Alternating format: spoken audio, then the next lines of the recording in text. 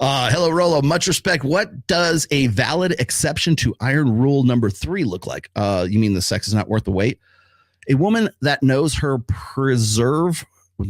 preserve her value. When does a woman say no to the hot guy in the foam cannon party, and how do I make sure I'm him? Say no? You want to be the hot guy in the foam cannon party? Because I can certainly tell you how to do that. You want her to like not fuck the guy in the foam cannon party in favor of you? Is that what you're hoping for? How do I make sure I'm him?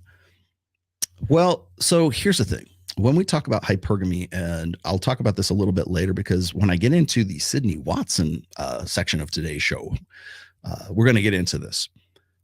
When I talk, what you're referring to is the iron rule of Tomasi number 3. And it goes something, I'm going to paraphrase myself. Anytime a woman makes you wait for sex, the sex is never worth the wait. Okay. That's the short version of it. You have to actually read the chapter, read the book, read what comes, like even just the paragraph that's like right below that statement. And you have a much better understanding of it. So when I talk about, is there a valid exception to rule number 3? This is what I always get from girls.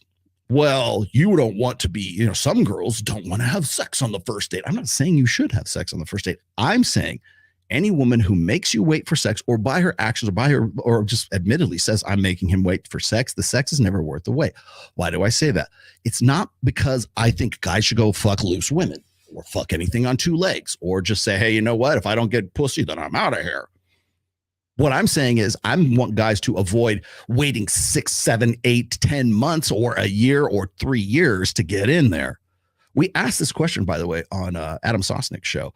Like, what's the longest you've ever made a guy wait for sex? One of these chicks said something like 3 or 6 months, something like that. And that's who that rule is for. Because if a woman is, okay, so for instance, I kind of pair this up with the 3 strikes rule. And which, by the way, is I'll dump that bitch. Credit where it's due. That's Tom Leykis's 3 strikes rule, right? And the idea is this: is that you should know in the space of 3 dates, just 3 dates, or whatever it passes for a fucking date right now. You should know within 3 dates where that woman's interest level is at. So if you're, you go out, like, because you think about 3 dates. If you do that over the course of like 3 weeks or maybe a month, you're a month in and you've been sticking it out. If I just do this, I'm going to get in there. If I just say this, if I get that, I'm going to get in there. 9 times out of 10, when a woman is making you wait for sex, it is mitigated by something else. And it's usually mitigated by a better opportunity. I don't want this guy to, I don't want to lead this guy on because I don't know if this other situation is going to pan out. Or, this guy's great. He loves, maybe he's laying it on a little too thick, but there's this really cute guy in my chemistry class or whatever at college or whatever the fuck it is. Right. And I want to see if he's going to hit me up first.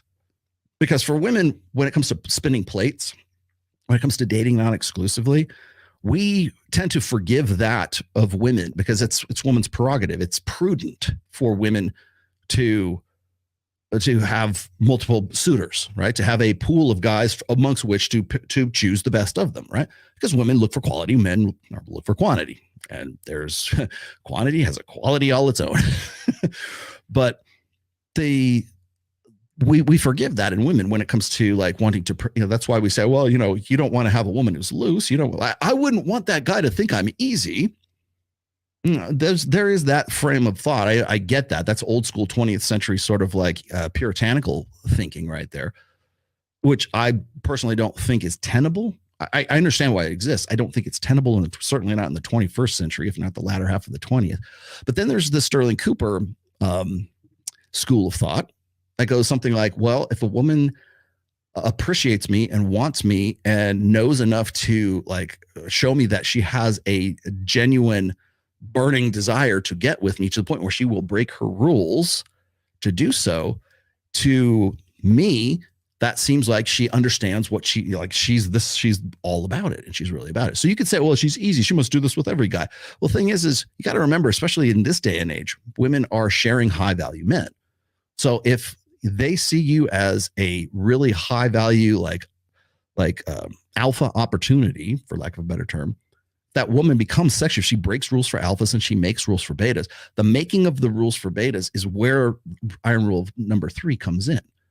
She's making rules for you. I'm not going to have sex with you until what? Then you get into this transactional frame of mind. Well, I got to invest more in it. I got to make her feel comfortable. I got to buy her flowers. I got to take her to the, I don't know, whatever show she wants to see. I have to do all these things, prove my quality more or less. And then what happens is those guys slide into a transactional relationship rather than what would probably benefit them in the long run in a healthier long-term relationship, which is one that's based on genuine desire. One that's based on, I want to fuck this guy so bad that I'm going to break rules for him. That's I think is a much healthier way to start that relationship. I'm not saying go fuck anything on, like, ladies, go just be loose or anything. I'm not saying that at all. I'm saying you shouldn't have standards. Oh, women have standards no matter what. But I am saying this is that when a woman says that, she's making you wait for sex, that is making rules for you. And that means she sees you as a beta, or at least maybe a dad or a provider or someone who's not like the hot guy in the foam cannon party. So there you go. Derek the Trader.